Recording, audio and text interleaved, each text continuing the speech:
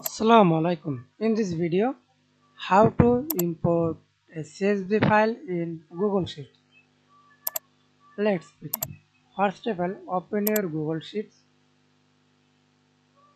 then blank spreadsheet.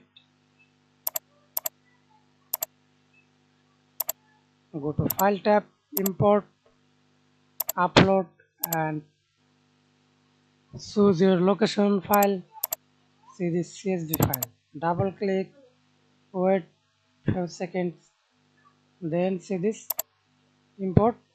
Create a new spreadsheet, insert a new sheet, replace spreadsheet, replace current sheet, and append to current sheet, replace data to selected cell.